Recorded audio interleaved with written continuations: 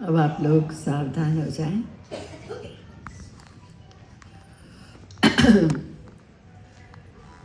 कर्म से बंधन होता है और कर्म से ही मुक्ति होती है। यही इस प्रवचन श्रृंखला का विषय था। और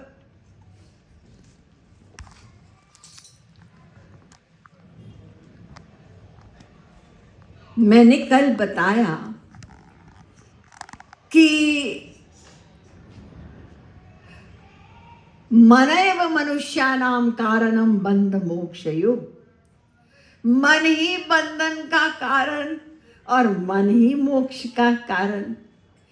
एक तरफ से मैं कह रही हूं कर्म बंधन का कारण है और कर्म से ही हमको मोक्ष होगा, तो ये मन वाली बात ये कैसे आ गई? अगर आप लोग ध्यान से कल सुने होंगे तो इसका उत्तर आपके पास है। वो क्या? कि मन ही प्रत्येक कर्म का कर्ता है। इसलिए ये कहा गया जो हम कर्म करते हैं ना, उसका कर्ता मन है। तो इसलिए मन ही बंधन का कारण और मन के द्वारा ही हमको मोक्ष हो सकता है। मनसैव कृतं रामम न शरीरम कृतं कृतं, योग वाशिष्ठ। शरीर से वर्क नहीं होता, मन से होता है। हम लोग दो प्रकार का कर्म करते हैं। एक कर्म तो है मन प्लस इंद्रियों से, और एक वर्क है केवल मन से। इस समय हम लोग मन प्लस इंद्रियों से वर्क कर रहे हैं। मैं बोल रही हूं मन प्लस है, आप लोग सुन रहे हैं मन प्लस है। अगर मन माइनस हो जाए तो ये इंद्रियां यद्यपि देख भी रही हैं, सुन भी रही हैं, लेकिन मन कहीं और चला गया तो फिर आपने नहीं सुना। तो मेन वर्कर मन है और मन बिना इंद्रियों के भी वर्क कर लेता है, इंद्रियों की जरूरत नहीं है। इसका भी हम लोगों को अनुभव है। रात को जब हम सोते हैं तब सपने में हम लोग देखते भी हैं, हम लोग सुनते भी हैं, हम लोग स्वाद भी लेते हैं। अरे वो रसगुल्ला बड़ा बढ़िया था, उठे, अरे वो तो सपने में देखा था। कोई मार रहा है, कोई प्यार कर रहा है, ये सब कुछ यानी पांचों इंद्रियों का विषय सपने में हम लोग अनुभव करते हैं। कैसे? क्योंकि मन के पास अपनी इंद्रियां हैं। तो आप लोग समझ गए कि वर्कर ये केवल मन ही है। इसलिए सारे शास्त्रों ने, कल मैंने बताया ना, अनेक मंत्र सात्यायनी उपनिषद में भी है, ब्रह्म बिंदु उपनिषद में भी है, और ये त्रिपुरा तापनी उपनिषद में भी है, नारद पुराण वगैरह कईयों में मन एव मनुष्याणाम कारणम बंध मोक्षयो। यही कारण है। मैंने बताया ना कि दुश्मन बाहर नहीं है। ये सारा दुख, ये अशांति, जो कुछ हम अनुभव करते हैं, इसका कारण हमारा अपना मन ही है, मन ही है। तो ये हमें समझना है। मन तो निरंतर वर्क करेगा, कल बताया ना मैंने, चुप नहीं रह सकता। नहीं कश्चित् क्षणमपि जातु तिष्ठत् कर्मकृत्, भगवद गीता 3:5। तो हमें ये समझना है कि हमारे कौन से कर्म से बंधन होता है, दुख मिलता है, 84 का चक्कर मिलता है, ये हमको समझना है। और कौन सा कर्म हम करेंगे जिससे हम लोग मुक्त हो सकते हैं।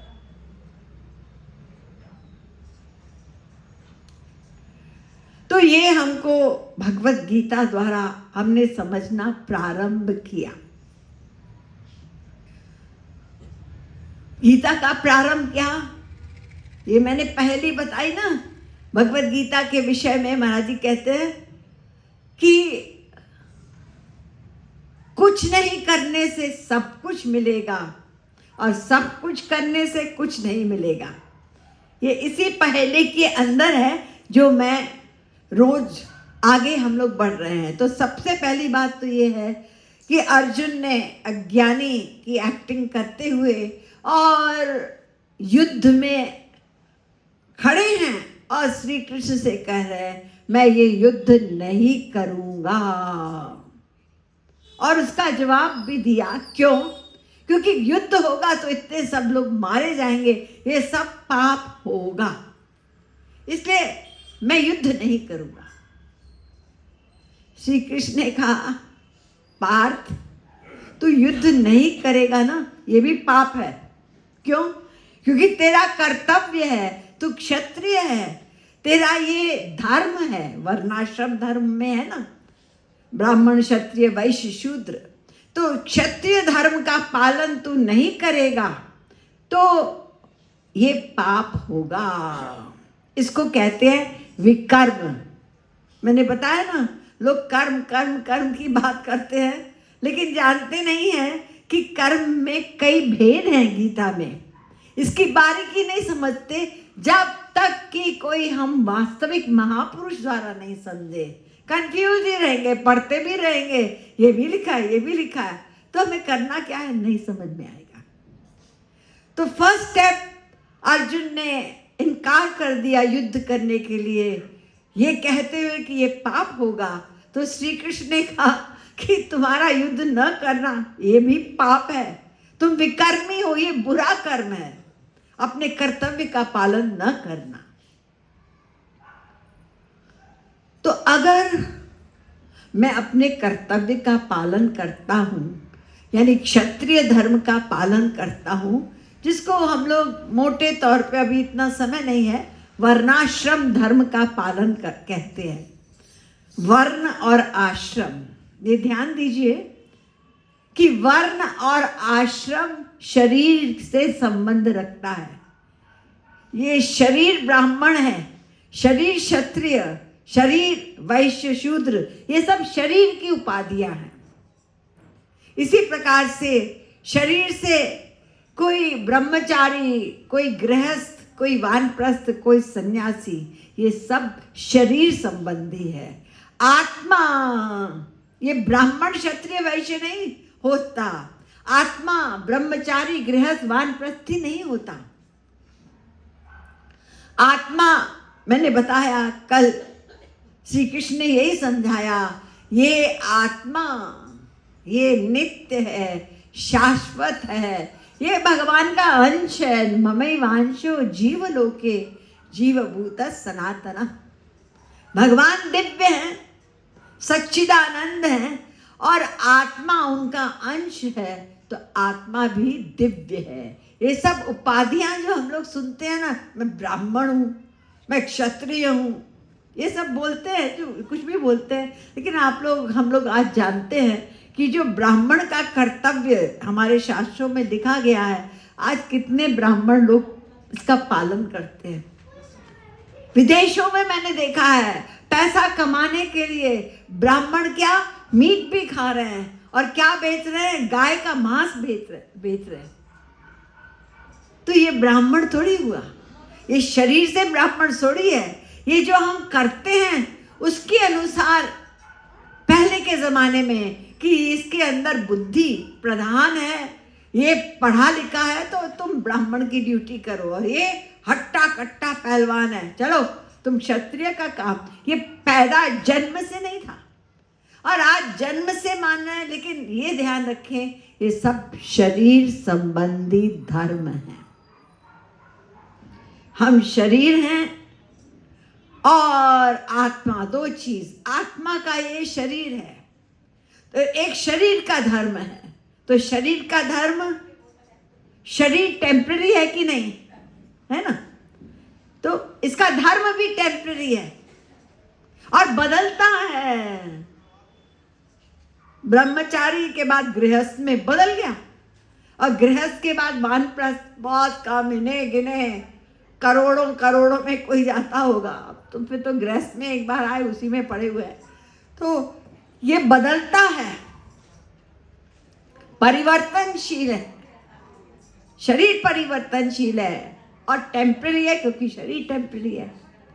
लेकिन आत्मा वाला धर्म, आत्मा नित्य है, आत्मा दिव्य है, तो उसका धर्म भी नित्य है।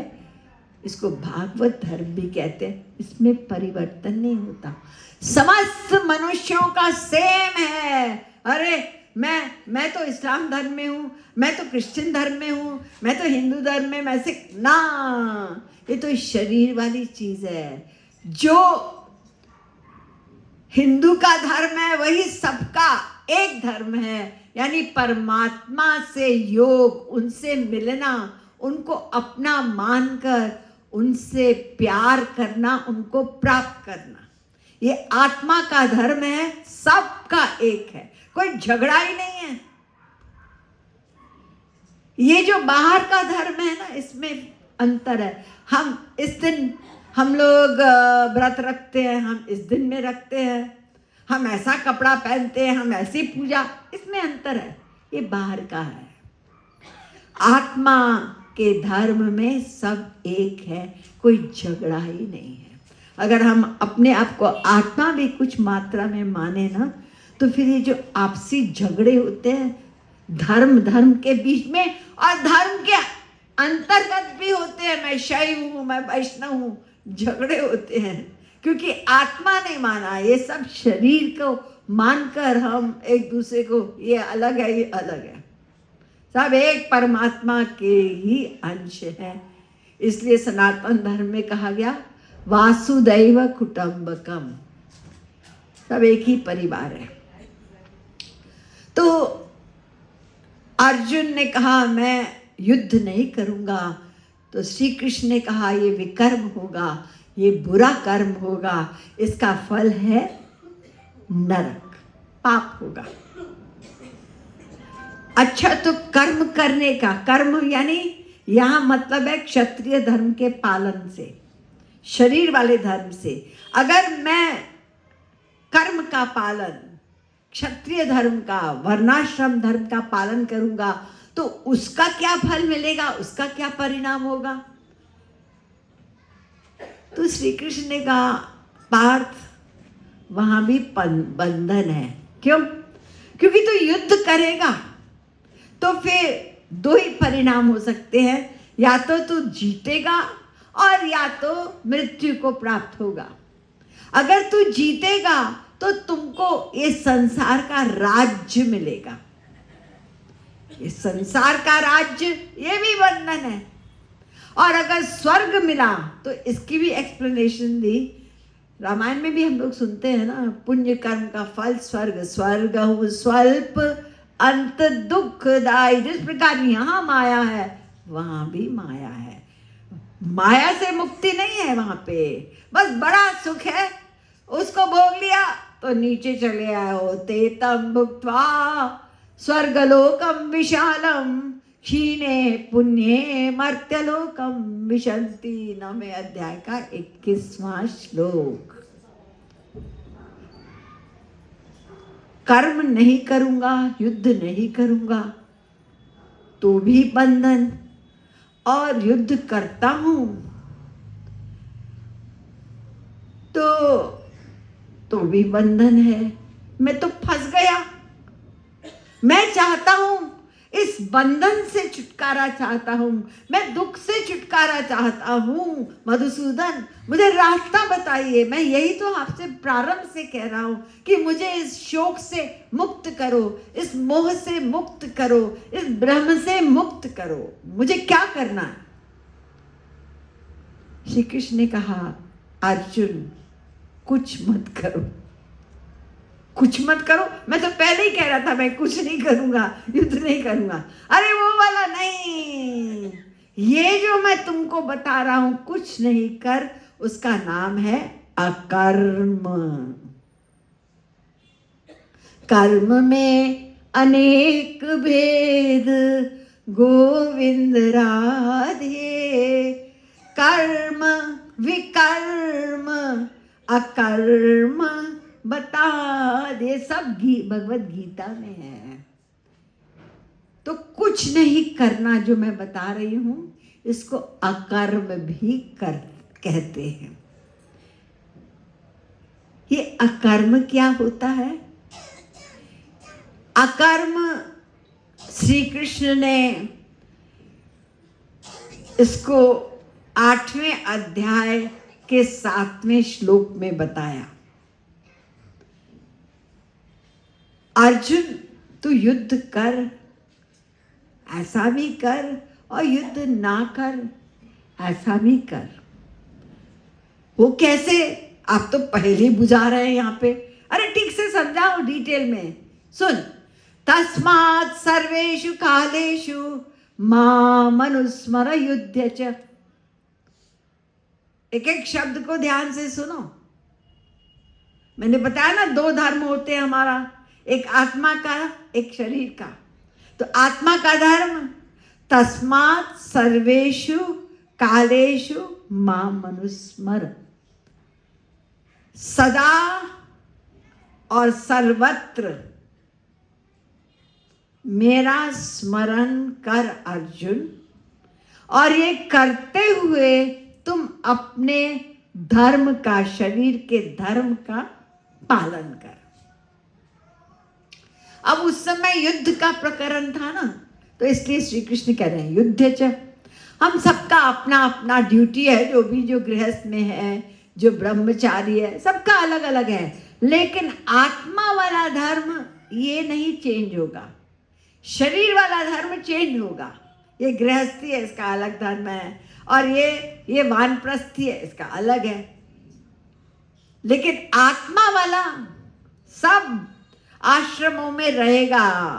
ब्रह्मचारी को भी भगवान का स्मरण करना, गृहस्थ को भी भगवान का स्मरण करना, वानप्रस्थी को तो स्मरण करना ही है, और सन्यास में तो केवल वही करना है।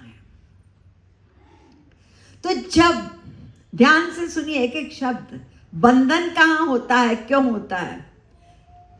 अगर हम कर्म करते हुए और फल में हमारी आसक्ति न हो और हम भगवान में मन लगाएं, तो हमें जो कुछ हम शरीर से वर्क करेंगे ना, उसका हमको परिणाम नहीं भोगना पड़ेगा।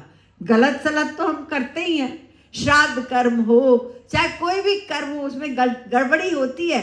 लेकिन अगर हमारा मन भगवान के स्मरण में है तो फिर उसका हमको फल नहीं मिलेगा। बहुत इंपॉर्टेंट श्लोक यही समझाने के लिए है भगवद गीता में, 18वें अध्याय का 17वां श्लोक। यस्य नाहंकृतो भावो बुद्धिर यस्य न लिप्यते हत्वापि सैमा लोकान् न हन्ति न निबध्यते।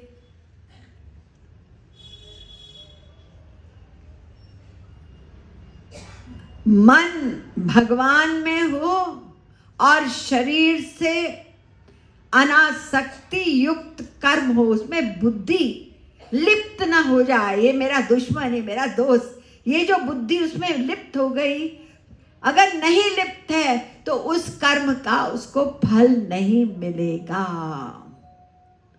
अर्जुन ने लाखों को मारा, हम भी हो सकता है वहां पे खड़े थे, देखा इतनों को अर्जुन ने मारा, कितना बड़ा पाप होगा। लेकिन श्री कृष्ण की डायरी में अर्जुन के खाते में क्या लिखा? ब्लैंक। ब्लैंक। अरे ये क्या बात हुई? हाँ, अर्जुन का मन निरंतर मुझ में था, तो मैं तो केवल मन का वर्क नोट करता हूं डायरी में। हम लोग किससे प्यार करते हैं, किससे द्वेष करते हैं, ये सब जो हम करते हैं ना डेली, ये भगवान नोट करते हैं मन के वर्क को। तो अर्जुन का मन तो निरंतर मुझ में लगा हुआ था, मैं तो वही नोट किया। आप लोग बाहर की क्रिया को नोट कर रहे थे, उसकी अटैचमेंट ही नहीं थी, वो केवल कर्तव्य पालन कर रहा था। इसको अकर्म कहते हैं। अकर्म क्यों कहते हैं? क्योंकि उस कर्म का फल ही नहीं है। कर्म दिखाई पड़ रहा है, लेकिन बंधन के हिसाब से वो कर्म नहीं माना जाएगा। इसको दूसरा नाम भी है इसका, आप लोग सुने होंगे, कर्म योग। कृष्ण ने कहा पार्थ गोविंद राधे, मन मुझ में तन युद्ध में लगा दे। देखिए, भगवत गीता को ही बहुत सारे ऐसे राधा गोविंद गीत के दोहे हैं जिसमें श्री महाराज जी ने वही एग्जैक्ट जो वहाँ संस्कृत में है वो उन्होंने सरल हिंदी में दोहे के रूप में हमको समझाया है। तन से जगत कर्म गोविंद राधे, मन से भजन कर्मयोग बता दे। तो इस बात को नोट कर लो कि मन जहां होगा उसी का हमको फल मिलता है, शरीर के वर्क का नहीं। अरे हमारे संसार में भी होता है। देखिए, अगर किसी व्यक्ति ने किसी का मर्डर किया और मुकदमा गया कोर्ट में, जब मुकदमा कोर्ट में गया तो ये प्रूफ हुआ, सिद्ध हुआ कि इस व्यक्ति ने, जिसने मर्डर किया ना, उसने सेल्फ डिफेंस में मारा। उस व्यक्ति ने उसको पहले बहुत मारा तो उसने रिएक्शन किया और रिएक्शन में वो मर गया। तो उसने जानबूझ के नहीं मारा, उसने सेल्फ डिफेंस में मारा, उसकी मंशा नहीं थी। तो फिर कोर्ट उसको रिहा कर देता है कि इसकी मंशा। देखिए, यहाँ पे भी कोशिश करते हैं मंशा, लेकिन हाँ, हमारे संसार में बहुत गपड़ सपड़ चलता है। पैसे देके आप वकील को खरीद लो, ये कर लो, और गलत गवाही भी लेके आओ, सब कुछ होता है। और वो जज अंतर्यामी तो है नहीं कि गलत केस हो गया, वो तो जो सामने फैक्ट्स आएंगे वो अपना उसके हिसाब से निर्णय देगा। लेकिन भगवान के कोर्ट में वहाँ पर ये ढींगा मुश्ती नहीं चलेगी। भीतर बैठे हैं, हमारे मन को नोट कर रहे हैं, हम क्या कर रहे हैं, हमारा मन कहाँ है। हाथ से तो आप लोग बोलते हैं ना, माला फेरत युग गया, गया न मन का फेर। अरे कर का मन का छाड़ के, मन का फेर। जहां रोग है उसका इलाज नहीं करोगे तो कैसे ठीक होगा। मन को अलग कर दिया, वही काम, क्रोध, लोभ, मोह, ये सारी बीमारियां हैं। और मन को हमने लगाया नहीं उस दिव्य पर्सनालिटी में, भगवान आध्यात्मिक क्षेत्र में नहीं लगाया, तो फिर उसका इलाज कैसे होगा।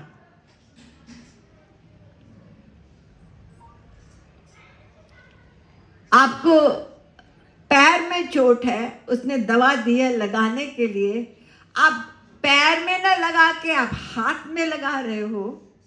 चलो आसान है, पैर में कौन लगाए, यही लगा लेते हैं छुट्टी, दवा तो दवा है। तो फिर क्या होगा, वो ठीक तो नहीं होगा ना। मन तो वही गड़बड़ है, तनाव है, अशांति है इसमें, और उसको हमने अलग कर दिया और हाथ से हम सब कुछ कर रहे हैं जो आज हमारे संसार में चल रहा है। और लोग उंगली उठा के हमारे भारतवर्ष पर वो लोग चैलेंज करते हैं कि ये भारतवर्ष ये विश्व का जगत गुरु है आध्यात्म के मामले में, तो यहाँ ये सब घोटाला, इतनी क्राइम पढ़ते हैं ना, ये सब क्यों हो रहा है? और उतना ही ज़्यादा हमारे यहाँ दिखावा बढ़ता जा रहा है। देखते देखते ये गणेश चतुर्थी का पर्व, पहले तो वहाँ महाराष्ट्र में अधिकतर होता था, दक्षिण में, अब उत्तर में भी होने लगा। अब इसी प्रकार से कोई भी त्योहार होता है वो कहीं का होता है और यहाँ धूमधाम से, चाहे दुर्गा पूजा हो चाहे कुछ हो, सब जगह मनाई जाती है। यानी बाहरी बढ़ता जा रहा है और भीतर का अगर उससे कनेक्शन नहीं होगी तो ये छल कपट दांव पेच, उठते बैठते हम लोग झूठ बोलते हैं, ये नहीं सोचते देखने वाला देख रहा है हम क्या बोल रहे हैं। असली भक्ति तब होती है जब ये हम प्रैक्टिस करते हैं, अभ्यास करते हैं। हम अकेले नहीं हैं, वो देख रहे हैं हम क्या सोच रहे हैं, वो उनको उससे मतलब है। ये मेन पॉइंट है, ये मेन पॉइंट है। पूरी गीता में बार बार श्री कृष्ण याद दिला रहे हैं उस संबंध को। तू मेरा स्मरण कर, तू मेरे शरणागत हो। प्रारंभ से लेके अंत तक शरणागति तो है। अर्जुन ने कह दिया शिष्यस्ते माम शादी माम त्वं प्रपन्नम। फिर कितनी बार शरणागति शब्द है आप जानते हैं? ये यथा माम प्रपद्यन्ते तान् तथैव भजाम्यहम्।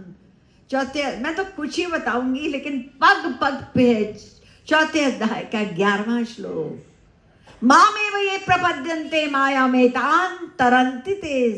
7वें अध्याय का 14वां श्लोक। पग पग पर यही संबंध याद दिला रहे हैं, मेरा स्मरण कर, मेरा चिंतन कर, क्योंकि उसी से मन शुद्ध होगा। ये मन की बीमारी तब कुछ कुछ कम होने लगी कि जब हम शुद्ध का ध्यान करेंगे, उनसे मन को जोड़ेंगे। जब मन उधर जुड़ेगा तभी ये मन धीरे धीरे दोस्त बनेगा। नहीं जोड़ेंगे तो फिर वही जो हमारे माया भरी हुई है, हम बैठे रहेंगे महापुरुष के दरबार में, लेकिन मन नहीं लगाया तो फिर कुछ हमारा बनने वाला नहीं है। तो मेन पॉइंट मन है। तो इसके लिए कितना सुंदर भक्ति शतक पे महाराज जी ने बताया, मन हरि में तन जगत में, कर्म योग यही जान, राधे राधे। कितने सरल शब्द हैं, कितने सुंदर शब्द हैं। हर व्यक्ति समझ सकता है कि मन हरि में तन जगत में, कर्म योग यही जान, राधे राधे। और तन हरि में मन जगत में, यह महान अज्ञान, राधे राधे। शरीर से भगवान संबंधी व्रत भी हो रहा है, पाठ भी हो रहा है, ये चारों धाम में घूम भी रहे हैं, माला भी चल रही है शरीर से, और मन संसार में है, अटैचमेंट इसी संसार में है। और यहाँ तक हम करते हैं, ये सब करते हुए भी हम लोग भगवान के आगे हाथ जोड़कर क्या कहते हैं? हमको धन दे दो, हमको मकान दे दो, हमको बेटा दे दो, हमको पोता दे दो। संसार मांग रहे हैं। इसका मतलब जो हम मुँह से हनुमान चालीसा याद करके बोलते ही हैं, सब सुख लहे तुम्हारी शरणा, तुम रक्षक काहू को डरना, बोलते हैं ना, यानी तुम्हारी चरणों में ही सारा सुख है, ये बोल रहे हैं। सभी ग्रंथ ही बोलते हैं, सब सुखदाता राम है, दूसर नाही न कोई। 2 बार बोलना पड़ा क्योंकि हमने अनंत जन्म संसार में सुख माना है, माना है, माना है। ये हमारी मान्यता बहुत गहरी है, तो इसलिए डबल बार कह रहे हैं, सब सुख दाता राम है। सुन तो लिया ना, सुनो फिर से दूर सुनो, दूसर ना ही ना कोई। और कोई भी नहीं है। तो जो सुख को चाहे सदा, कोई व्यक्ति चाहता है कि थोड़ी देर के लिए सुख मिले, टेम्पररी मिले ना, हम तो चाहते हैं ना सदा मिले। तो अगर आप ये चाहते हैं, जो सुख को चाहे सदा शरण राम की ले, उनकी शरण में जाओ। तो मन उधर लगाना है और संसार में अनासक्ति युक्त वर्ग। देखिए मन एक ही है, मनना अनेक एक गोविंद राधे, जग में लगा दे चाहे हरि में लगा। तीसरा कोई एरिया न था, न है, न होगा। एक संसार, एक भगवान का एरिया। आपकी इच्छा है, जहां लगाओगे उसका आपको फल मिलेगा। संसार में अटैचमेंट होगी तो फिर वही जो चला आ रहा है, कर्म का बंधन, जन्म मरण का चक्कर, ये दुख अशांति 84 का चक्कर, ये चलता ही रहेगा। अभी तक चला ही है। और अगर हमारे मन का लगाव श्री कृष्ण में होगा तो उसका क्या परिणाम है? इसी दुख से सदा के लिए छुटकारा, कर्म बंधन से सदा के लिए छुटकारा और अनंत आनंद की प्राप्ति, ये आवागमन समाप्त। यही तो शास्त्र वेद कह रहे हैं, संत हमको चिल्ला चिल्ला के यही तो समझा रहे हैं। तो ये हमको सोचना होगा, हमको क्या चाहिए। अरे हम तो 84 के चक्कर में ही ठीक है।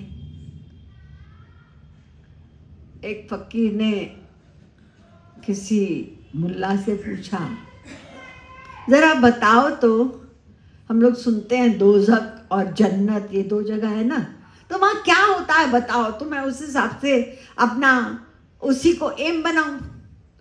उसने कहा जन्नत में तो कुछ लोग जाते हैं और जिन्होंने भगवान संबंधी भक्ति की है वो कुछ लोग होते हैं, वो वहाँ बैठकर अपना ग्रंथ पढ़ते हैं और उस वहीं रहते हैं शांति से। और दोज़ख में, अरे दोज़ख में तो बड़ी भीड़ होती है और वहाँ पे बहुत हलचल होती है। वहाँ पर दंड दिए जाते हैं, किसी को मारा जाता है, किसी को आग में फेंक रहे हैं। आप लोग देखते हैं ना पिक्चर, ये दिखाते रहते हैं क्या क्या होता है, डरावनी होती हैं। तो वहाँ ये सब होता है। तो उसने कहा वहाँ तो बोरियत होगी, जन्नत में दाढ़ी वाले कुछ लोग बैठे हैं अपना ग्रंथ पढ़ रहे हैं, यहाँ एंजॉयमेंट है। सब ये मार पीट, कोई चीख रहा है, कोई चिल्ला रहा है, कोई बेहोश हो रहा है। इसी प्रकार से हम लोग सुनते हैं, आज नहीं अनादिकाल से सुने हैं। तो ये लेफ्ट टर्न राइट टर्न कुछ तो हो जाए, अबाउट टर्न तो टाइम लगेगा, लेकिन सुन के समझ के कुछ तो टर्न करते जाएं। और ये नहीं कि जब सुना थोड़ा सा टर्न कर लिया फिर घुस गए संसार में। इसको बार बार बार बार बार बार इस पर चिंतन करना होगा।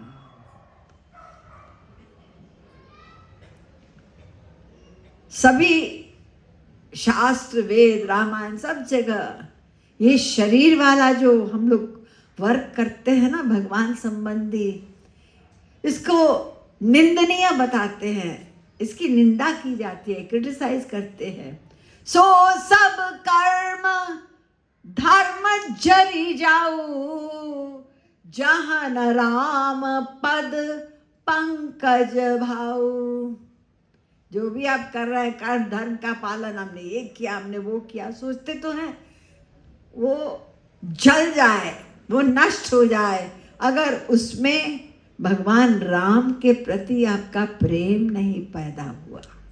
तो हमें ये देखना है जब हम कुछ करें तो हमारा उधर की ओर मन लगा कि नहीं और कितने % लगा। जप तप नियम योग निज धर्मा, श्रुति संभव नाना शुभ कर्मा आगम निगम पुराण अनेका पढ़े सुने सब फल प्रभु एका तव पद पंकज प्रीति निरंतर सब साधन कर यह फल सुंदर। जप किया, कोई पाठ किया, कोई हमने व्रत किया, किसी प्रकार का भी हमने भगवान संबंधी वर्क किया, तो उसका परिणाम ये होना चाहिए कि प्रभु के चरणों में प्रीति निरंतर होने लगे हमारी। अगर वो नहीं हो रही है तो हमें सोचना चाहिए कि कहीं ना कहीं तो कुछ गड़बड़ी हो रही है।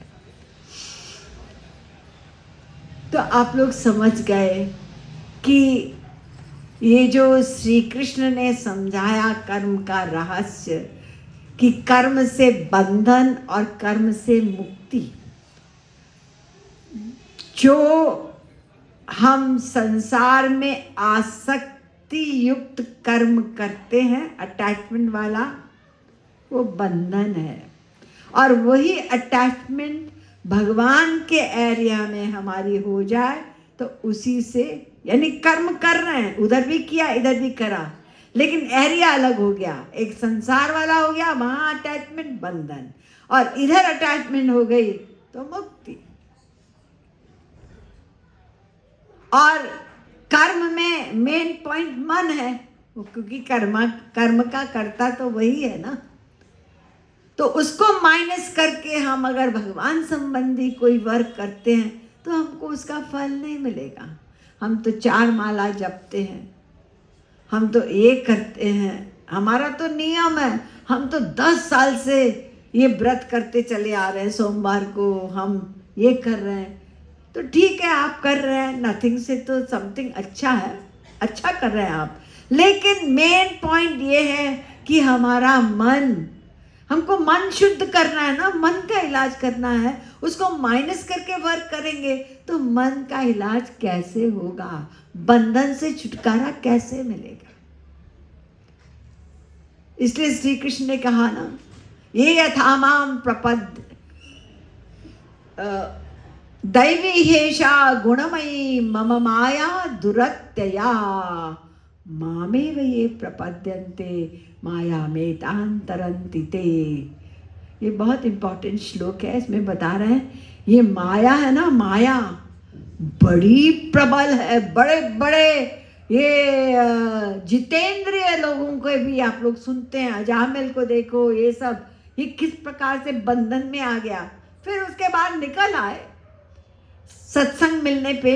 लेकिन माया बड़ी प्रबल है, तो इससे छुटकारा तुम्हारे किसी प्रयत्न से नहीं होगा। श्री कृष्ण कह रहे हैं ये मेरी कृपा से जाएगी माया, ये मेरी शक्ति है ना, मैं कृपा करूंगा, हटो इसको छोड़ो, ये मेरा हो गया।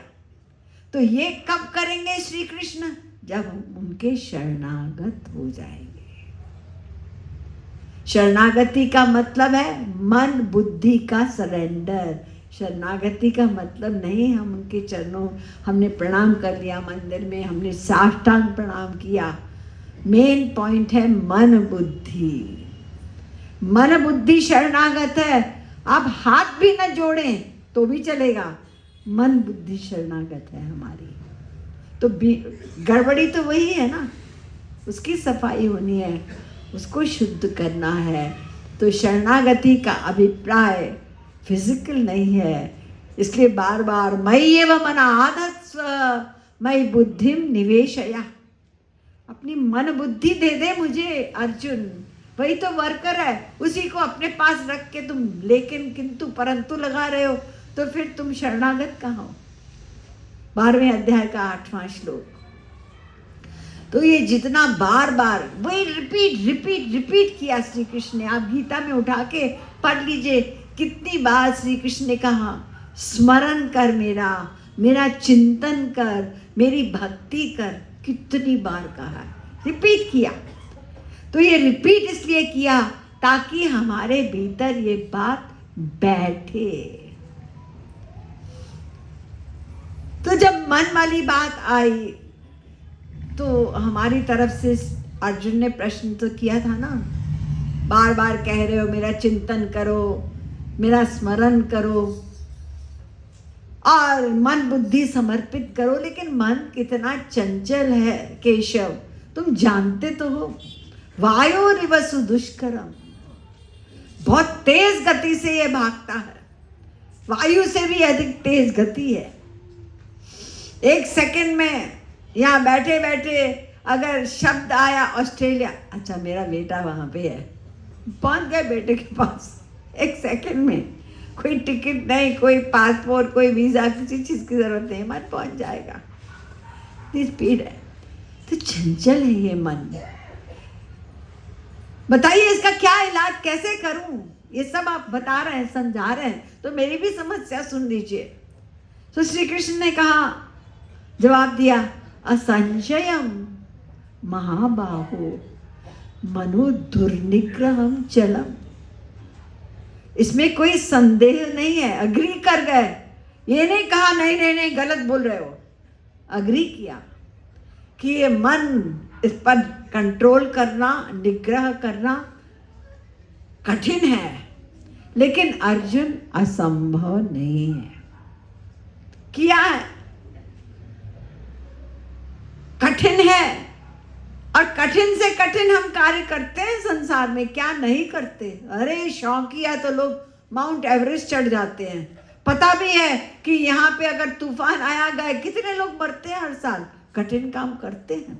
सर्कस में देखिए 200-300 फुट ऊपर वो चल रहा है, कितना कठिन आप कर सकते हो।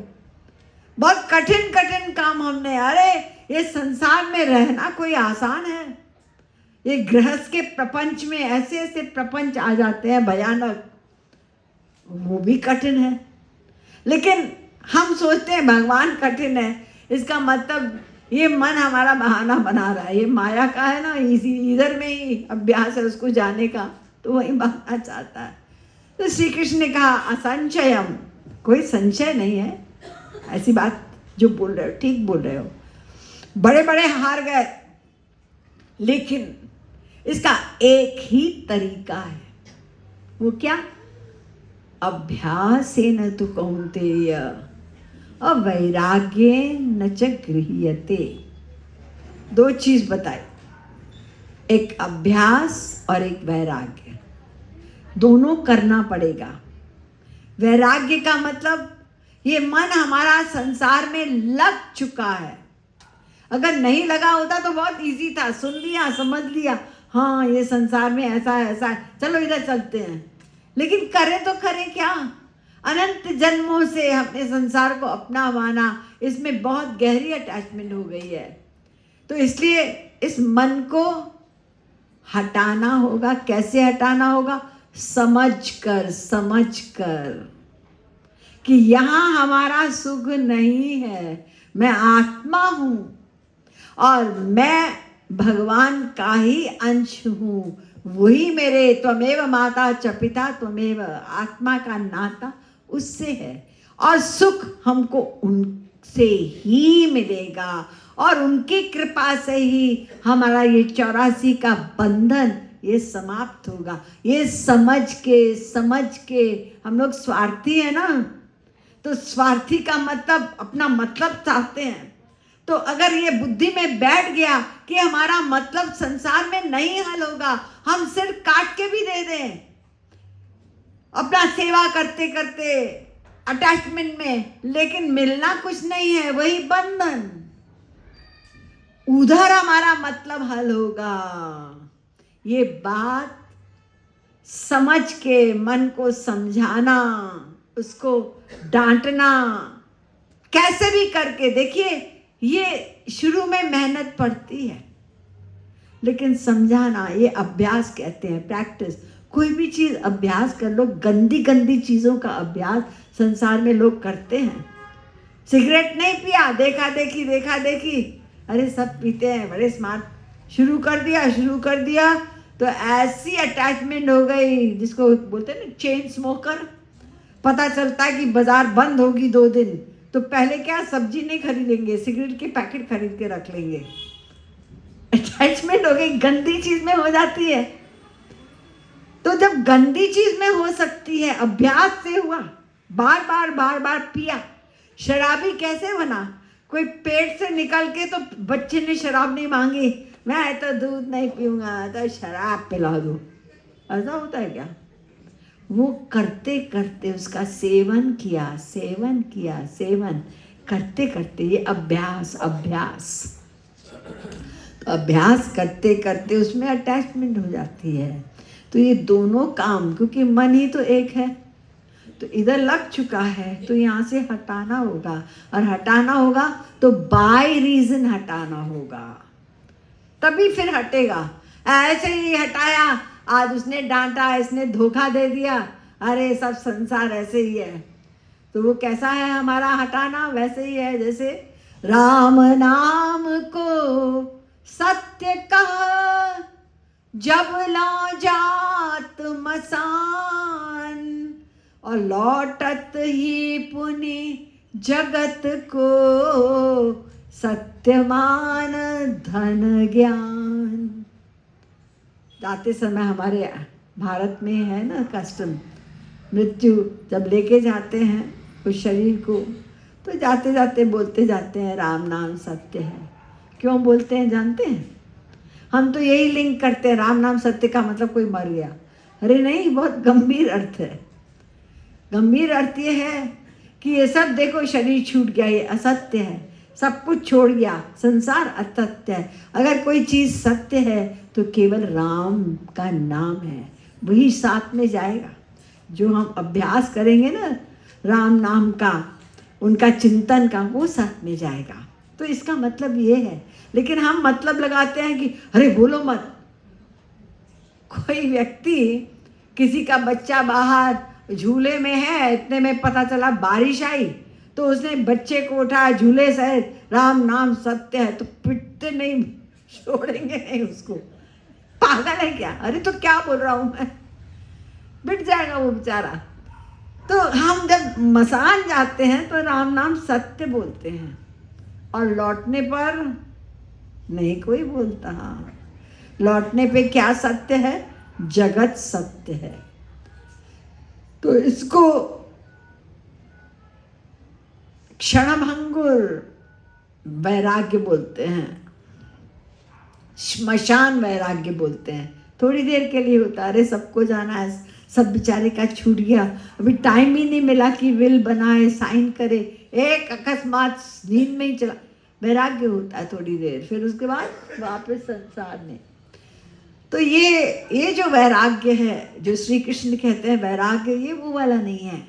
वैराग्य तो वो है जो तत्व ज्ञान पर आधारित हो, समझकर, वो पक्का होगा, चाहे वो 10% ही हो, लेकिन वो पक्का होगा, हमने समझ के किया है, फिर हम हिलेंगे नहीं उतना। ये समझ लिया हमने, इस संसार में कोई किसी के पास आनंद नहीं है, आनंद केवल उसके पास है। हम क्यों भटक रहे हैं? ये हमको चाहे, वो हमको चाहे, कोई किसी को अपने अपने मतलब के लिए यहाँ का नाता है।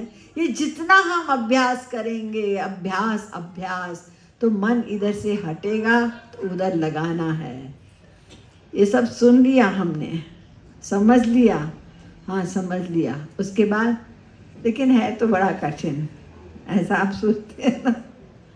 हाँ, ऐसा तो आप सोचेंगे, अधिकांश लोग सोचेंगे, लेकिन हमें ये भी समझना है कि ये जो हम कठिन कह रहे हैं ना, इसकी हमें प्रैक्टिस है,